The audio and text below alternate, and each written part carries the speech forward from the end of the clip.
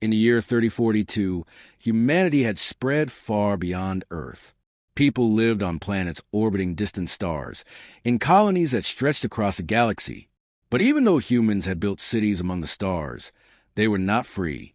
A powerful group called the Galactic Empire ruled over them. The Empire was made up of aliens who believed they were better than humans. To them, humans were weak and unimportant. One of these human colonies was a small planet named Nova Terra. It was a quiet place where people worked hard to grow food and mine resources for the Empire. Most days passed without trouble. However, one ordinary afternoon, something happened that would change everything. A young boy named June lived with his parents in a village near the edge of the colony. He was only 10 years old, but full of curiosity. June loved exploring the forest around his home, collecting strange plants and rocks he found along the way. His parents, Hyong-Soo and Miare, often warned him not to wander too far, because the Empire had marked certain areas as off-limits. These zones were heavily guarded, and anyone caught trespassing faced severe punishment. But children don't always listen to warnings. On this particular day, June decided to follow a trail deeper into the woods than ever before. He didn't realize he had crossed into forbidden territory until it was too late. Tall metal fences topped with sharp spikes loomed ahead, marking the boundary of an Imperial outpost. Signs written in glowing red letters warned intruders to stay away. June froze when he saw the signs. Fear gripped him as he turned to leave, but it was already too late. A patrol of Imperial enforcers appeared from behind the trees. They wore black armor that gleamed under the sunlight, their weapons ready at their sides. At the head of the group stood Commander Kale, a Zircon officer known for his cruelty. His cold eyes scanned June, and a sneer formed on his face. "What do we have here?" Kale asked, his voice dripping with disdain. "A little human brat daring to step foot where he doesn't belong?" June tried to explain, stammering through tears. I mean to. I was just looking for flowers." Kale raised a hand to silence him. "Silence," he barked. "You know the rules. Trespassers are dealt with swiftly." The other soldiers laughed cruelly, enjoying the fear in the boy's eyes. June pleaded for mercy, promising never to come back. But Kale showed no compassion. To him, humans were nothing more than pests, unworthy of leniency. Without hesitation, he raised his weapon and fired. A bright flash lit up the forest, and June collapsed to the ground, lifeless.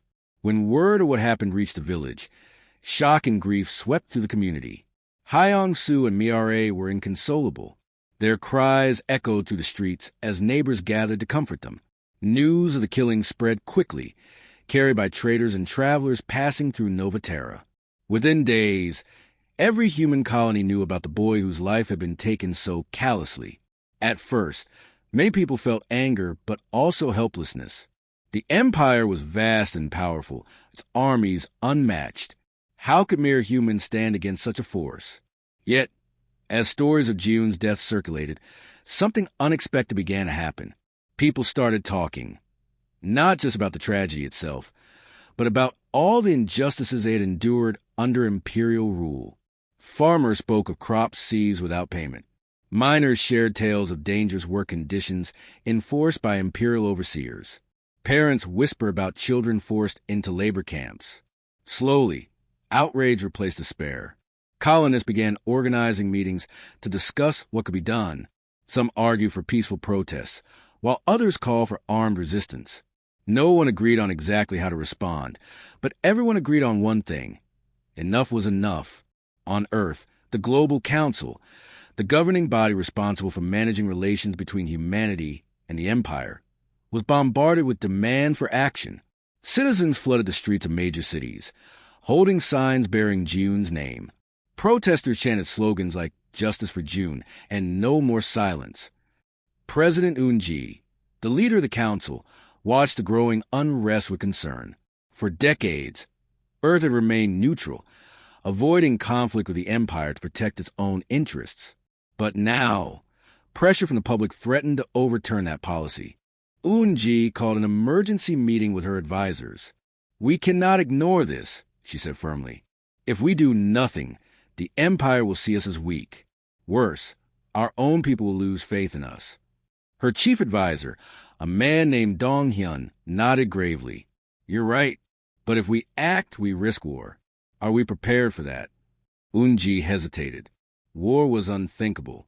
Humanity lacked the technology and resources to fight the Empire directly. Still, she couldn't shake the image of Jiun's frightened face as he begged for his life. She thought of all the other children who might suffer the same fate if no one stood up to the Empire.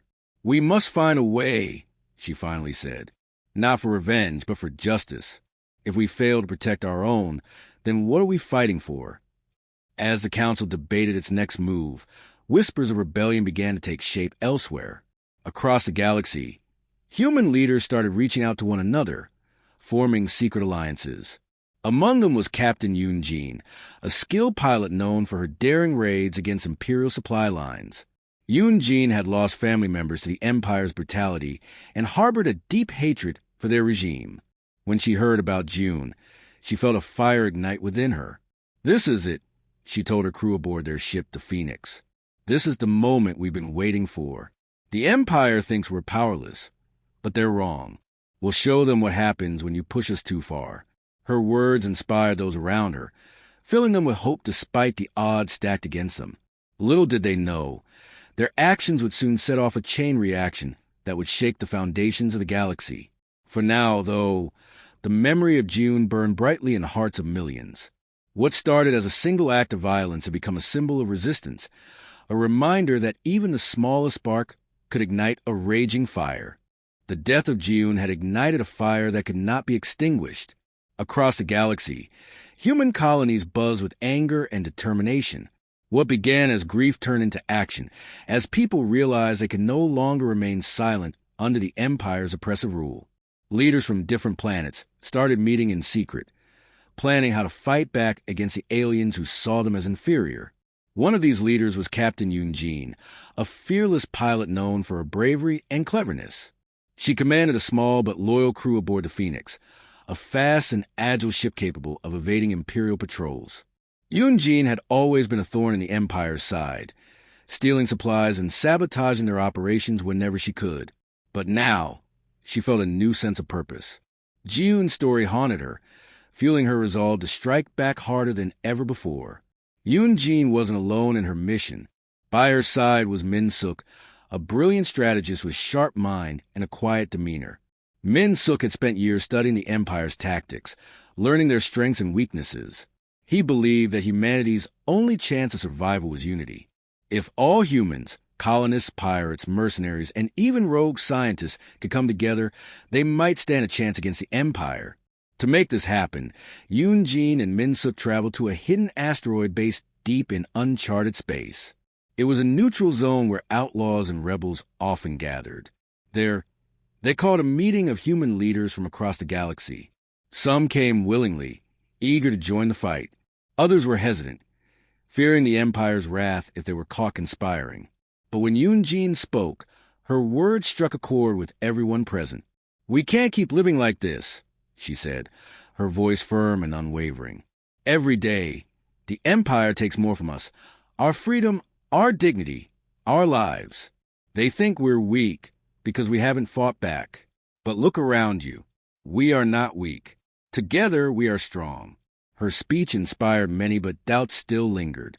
A man named Tae-hyun, the leader of a group of miners, raised his hand to speak. "Even if we unite, how can we win? Their weapons are better than ours. Their ships are faster. They outnumber us." Min-suk stepped forward to answer. "You're right," he admitted. "We can't match them head-on. But we don't have to. The Empire is arrogant. They underestimate us, and that will be their downfall. With careful planning and smart tactics, we can outwit them. And we have something they don't, the will to fight for our freedom." The room fell silent as Min-suk's words sank in. Slowly, heads began to nod in agreement. One by one, the leaders pledged their support, promising to contribute whatever resources they could spare. Pirates offered their ships, mercenaries provided soldiers, and scientists shared blueprints for experimental weapons. For the first time in history, humanity stood united, bound by a common goal: to overthrow the Galactic Empire. Back on Earth, President Unji watched as protests grew larger and louder. Citizens demanded action, refusing to let Jun's death go unanswered. The Global Council held emergency sessions daily, debating whether to officially support the rebellion.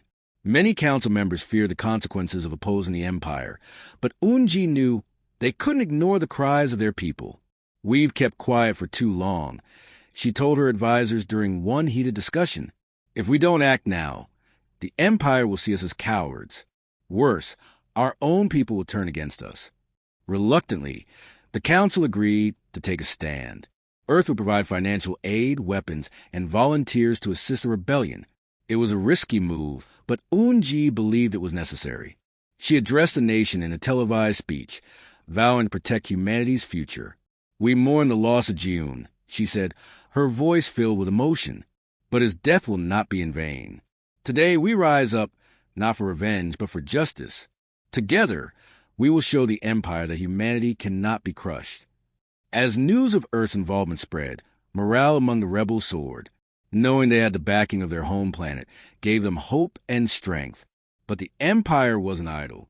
When reports reached Commander Kale about the growing resistance, he sneered in contempt. "Let them try," he muttered to his subordinates. "They'll learn soon enough what happens to those who defy the empire." Kale launched a series of brutal attacks on rebel strongholds, hoping to crush the uprising before it gained momentum. Entire villages were destroyed, their inhabitants massacred. Fields burned, factories collapsed, and thousands died. Yet, instead of breaking the rebel spirit, these atrocities only strengthened their resolve. Among the survivors was a young woman named Subin.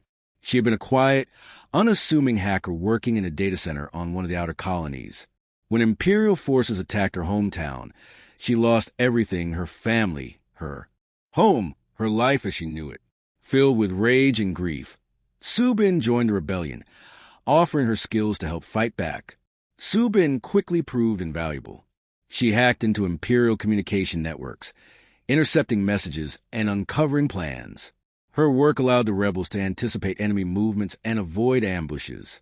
Thanks to her efforts, several key missions succeeded despite overwhelming odds. Meanwhile, Captain Yunjin led daring raids against Imperial supply lines, crippling their ability to wage war. Using Minsuk strategies, she targeted weak points in the Empire's defenses, striking swiftly and retreating before reinforcements could arrive. Each victory, no matter how small, boosted morale and attracted more supporters to the cause. But the rebellion faced challenges beyond military might. Supplies were running low, and many fighters struggled to stay fed and clothed. Morale wavered at times, especially after heavy losses. Still, the memory of Jun kept them going. His name became a rallying cry, a reminder why they fought. In the darkest moments, stories of courage emerged to inspire the weary. One such tale involved a farmer named Jehun, who sacrificed his life to save a group of children during an Imperial bombing raid. Another told of a young soldier named Era, who single-handedly disabled an enemy tank to protect her comrades. These acts of heroism reminded everyone that even in the face of overwhelming odds, humanity's spirit could not be broken. As the rebellion gained strength, cracks began to form within the Empire itself. Not all alien officers agreed with Kale's methods. Some questioned whether exterminating humans was worth the cost. Whispers of dissent spread through the ranks, further weakening the Empire's grip on the galaxy. Commander Kale remained oblivious to these internal struggles. Confident in his superiority, he dismissed the rebels as insignificant pests. He failed to see that the movement he sought to destroy was growing stronger every day, fueled by the very hatred his actions had created. For now, the battle raged on. Humanity's fight for freedom had only just begun, but the spark of rebellion burned brighter than ever. Jun's death had awakened a sleeping giant, and nothing, not even the mighty Galactic Empire, could stop it from rising. The rebellion had grown stronger with each passing day, but the Empire was far from defeated. Its vast armies and advanced technology still pose a formidable threat. For every victory the rebels achieved, the Empire retaliated with overwhelming force. Entire colonies were reduced to rubble, their people scattered or slaughtered. Yet, despite the destruction, humanity refused to back down. The memory of Jiun burned in their hearts, fueling their determination to fight for freedom. Captain Yoon Jin and her crew aboard the Phoenix continued to lead daring missions against the Empire. Their latest operation targeted an Imperial convoy carrying vital supplies to one of the Empire's largest fleets. If successful, the attack would cripple the fleet's ability to wage war, giving the rebels a much-needed advantage. But the mission was risky. The convoy was heavily guarded, and any mistake could mean disaster.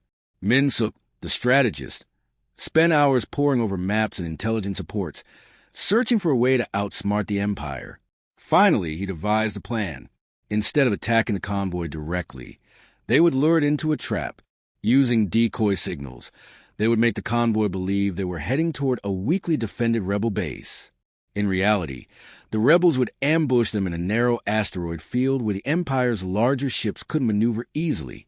Yoon Jin approved the plan immediately. "It's dangerous," she admitted, "but it's our best shot." The operation began under the cover of darkness. Rebel ships moved silently through space, laying false trails and broadcasting fake distress signals. The Imperial convoy took the bait, altering its course to pursue what it believed was an easy target. As the massive supply ships entered the asteroid field, chaos erupted. Rebel fighters emerged from hiding, firing relentlessly at the vulnerable convoy. Caught off guard, the Empire's forces struggled to respond. For hours, the battle raged. Explosions lit up the void as ships clashed amidst the jagged rocks. Yoon Jin led the charge, her ship darting between enemy vessels with breathtaking precision. Her crew worked tirelessly, coordinating attacks and evading counterstrikes. Despite being outnumbered, the rebels held their ground, driven by sheer willpower. In the end, the convoy was destroyed. Tons of supplies meant for the Imperial fleet were lost, and several key officers perished in the explosion. News of the victory spread quickly, lifting spirits across the galaxy. It was proof that humanity could stand up to the Empire and win, but the triumph came at a cost. Many brave fighters had fallen during the battle, including some of Yoon Jin's closest allies. Among them was Lieutenant Era, the young soldier who had once disabled an enemy tank to save her comrades. Her sacrifice weighed heavily on everyone, especially Yoon Jin, who felt responsible for her crew's safety. Back on Earth, scientists raced against time to develop new weapons capable of tipping the scales in humanity's favor. Working in secret underground labs, they reverse-engineered technology stolen from captured Imperial ships. After months of trial and error, they unveiled their greatest achievement yet, the Eclipse Cannon. This powerful weapon used focused energy beams to disable entire fleets without causing direct harm to individuals. It was a game-changer, offering humanity a chance to level the playing field. President Eun-ji announced the cannon's completion in a global broadcast. "This is not just a weapon," she declared. "It is a symbol of hope, a reminder that even the smallest light can shine brightly in the darkest times." Word of the Eclipse Cannon reached Commander Kale, who dismissed it as mere propaganda. "Humans lack the skill to build anything truly threatening," he sneered to his subordinates. "Their so-called cannon is nothing more than a bluff." Kale's arrogance blinded him to the danger ahead. Unbeknownst to him, the rebels were already planning their next move, a bold strike at the heart of the Empire itself. At the same time, tensions within the Empire were reaching a boiling point. More and more alien officers began questioning Kale's leadership. His brutal tactics had failed to crush the rebellion, and the mounting losses were straining resources. Some whispered about overthrowing him, while others considered defecting to the rebels. Even the Emperor, ruler of the Galactic Empire, grew concerned about the growing unrest among his subjects. Amidst these challenges, Captain Yoon Jin prepared for what might be the most important mission of her life. She assembled a team of elite fighters, handpicked for their skills and courage. Leading the infiltration squad was Lieutenant Jae-ho, a former Imperial soldier who had turned against the Empire after witnessing its cruelty firsthand. Jae-ho's knowledge of Imperial protocols made him invaluable, while his hatred for Kale burned as fiercely as anyone's. Accompanying Jae-ho was Su-bin, the hacker whose expertise had saved countless lives. Her role was critical, disabling security systems and ensuring the team could move undetected. Together, they boarded a stolen Imperial transport ship disguising themselves as part of routine supply delivery. Their destination was Sigma 7, a heavily fortified Imperial stronghold located near the edge of human-controlled space. The rebels planned to use the outpost as a staging ground for future attacks. But first, they needed to neutralize its defenses, a task that required both stealth and precision. As the transport approached Sigma 7, Subin worked furiously to bypass the station scanners. Sweat dripped from her brow as she typed commands into her console, her fingers flying across the keyboard. Finally, the screen flashed green. "We're in," she whispered, relief washing over her. The team disembarked quietly, moving through dimly lit corridors toward the control room. Along the way, they encountered several patrols, but Jeho's familiarity with Imperial procedures allowed them to slip past unnoticed. When they reached the control room, Subin got to work again, hacking into the mainframe to disable the station's shields. Minutes felt like hours as the rebels waited anxiously. Suddenly, alarms blared throughout the station. Someone had discovered their presence. Imperial soldiers rushed to intercept them, forcing the team to abandon stealth and fight their way out. Jeho took charge, leading the charge with unrelenting fury. His combat training served him well as he took down wave after wave of enemies. Behind him, Subin continued working, her focus unwavering despite the chaos around her. Finally, with a triumphant shout, she announced, "Shields are down!" The moment the shields fell, rebel ships waiting nearby launched their assault. Caught off guard, the Imperial forces scrambled to defend themselves, but it was too late. The rebels overwhelmed them, securing the station and claiming a decisive victory. Commander Kale watched the events unfold from his flagship, seething with rage. "How dare they?" he roared, slamming his fist against the control panel. "I'll crush them myself if I have to." Unbeknownst to him, this defeat marked the beginning of the end for the Empire. With Sigma 7 in rebel hands, humanity gained a strategic foothold that would change the course of the war forever. For now, though, the rebels celebrated their hard-won success. They knew the fight was far from over, but for the first time, they dared to dream of a future free from oppression. Ji-Yoon's death had sparked a revolution, and that revolution was gaining unstoppable momentum. The rebels had won many battles, but their biggest challenge still lay ahead. Deep in the heart of the Galactic Empire stood Corvus Prime, the Empire's central command hub and the seat of its power. It was a fortress world protected by layers of impenetrable shields and swarms of warships. For centuries, no one had dared to attack it, until now. Captain Yoon-Jin and her team knew that taking down Corvus Prime would be humanity's greatest test yet. If they succeeded, the Empire's grip on the galaxy would weaken, perhaps even collapse entirely. But if they failed, the rebellion could be crushed forever. The stakes were higher than ever, and every rebel understood what was at risk. Still, they pressed on, driven by the memory of Ji-Yoon and all those who had suffered under Imperial rule. Min-Suk spent weeks planning the assault. He studied every detail about Corvus Prime, analyzing maps, schematics, and intelligence reports stolen from Imperial databases. The planet defenses seemed impossible to breach, but Min-Suk saw an opening, a flaw in the shield system. If someone could infiltrate the planet and disable the shields from within, the rebel fleet might stand a chance. To lead the infiltration mission, Yoon-Jin chose Lieutenant Jeho and Subin, the hacker who had already proven her worth countless times. Jeho, a former Imperial soldier, knew the layout of Imperial facilities better than anyone else. His experience made him perfect for navigating the dangerous corridors of Corvus Prime. Subin, meanwhile, was tasked with hacking into the shield generator once they reached it. Together, they formed a deadly duo capable of handling whatever challenges lay ahead. The plan was simple but risky. A small team would sneak onto Corvus Prime, using stolen Imperial codes to bypass security checkpoints. Once inside, they would make their way to the shield control center, where Subin would disable the defenses. Meanwhile, the rebel fleet would wait nearby, ready to strike as soon as the shields fell. Timing was crucial. If the fleet arrived too early or too late, the mission would fail. Before leaving, Yoon-Jin addressed the team one last time. "This isn't just another mission," she said, her voice steady but filled with emotion. "This is our chance to end the Empire's tyranny once and for all. Remember why we're doing this. For June, for everyone who's lost their lives, and for the future of humanity. Jeho nodded solemnly. We won't let you down. With that, the infiltration team boarded a disguised transport ship and set course for Corvus Prime.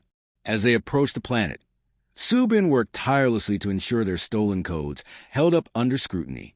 Her hands trembled slightly as she entered commands, but her focus never wavered. Finally, the screen flashed green. We're clear, she whispered, letting out a shaky breath. The team landed without incident and disembarked into the shadowy streets of Corvus Prime's capital city. Towering buildings loomed above them, their metallic surfaces reflecting the dim light of the planet's artificial sun. Imperial patrols marched through the streets, their boots echoing ominously against the pavement. Jeho led the way, guiding the group through narrow alleys and hidden passageways to avoid detection. Their journey wasn't easy. At one point, they narrowly avoided patrol by slipping into an abandoned warehouse.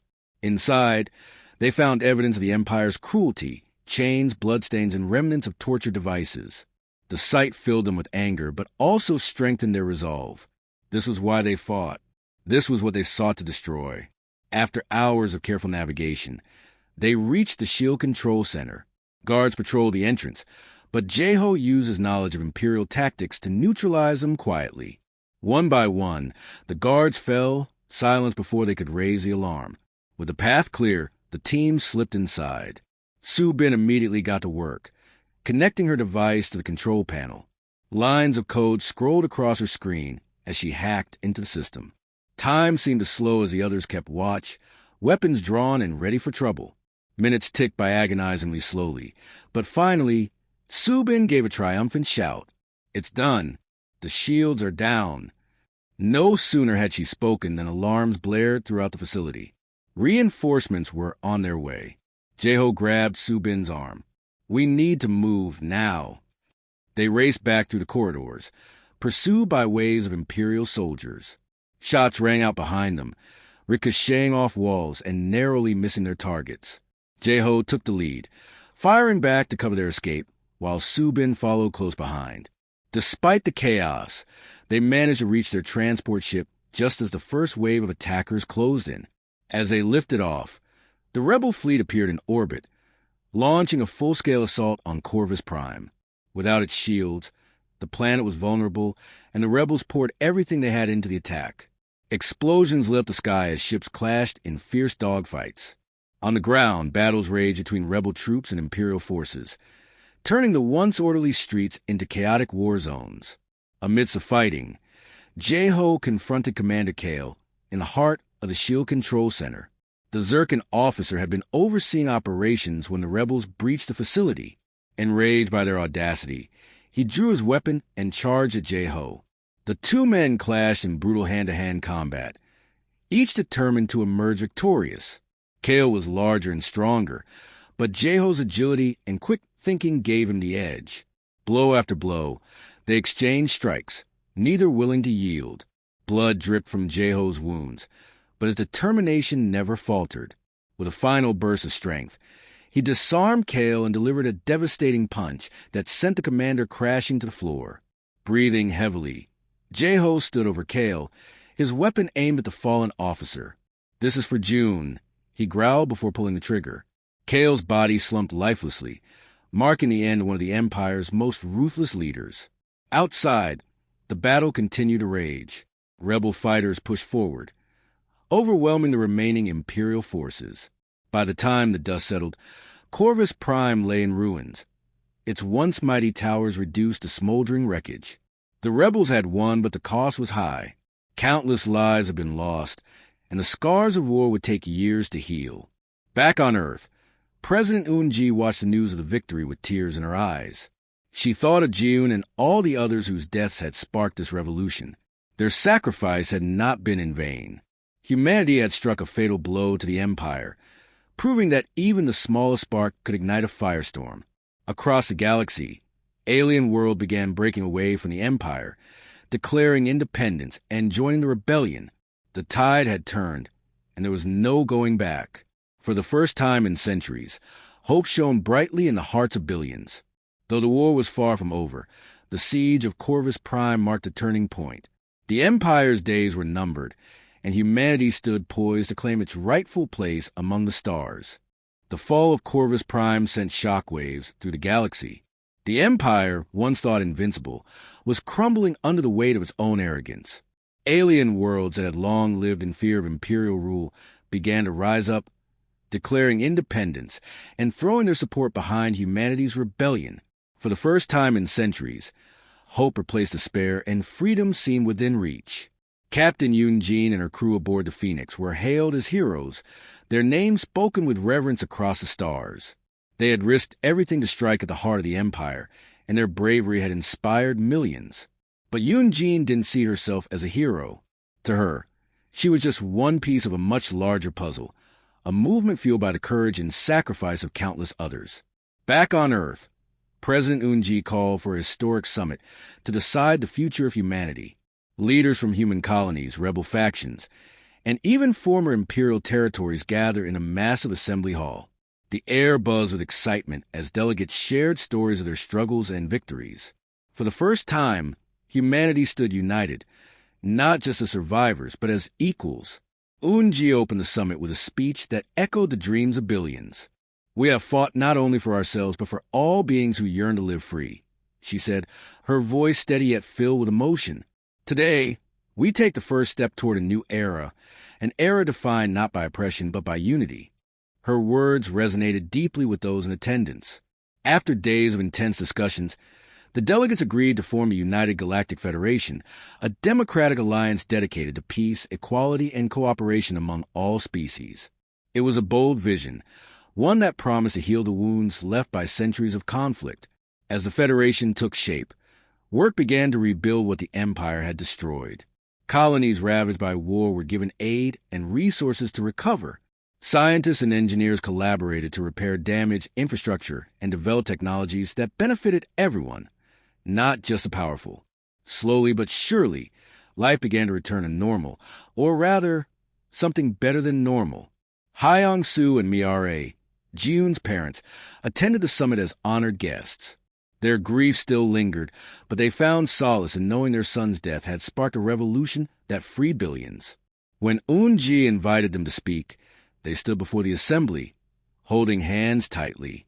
"Our boy was just a child," Hyung-soo began, his voice trembling. "He didn't deserve to die. But his memory lives on in each of you, in your courage, your determination, and your hope. Let us never forget why we fought, and let us build a world where no parent has to bury their child because of hate or greed."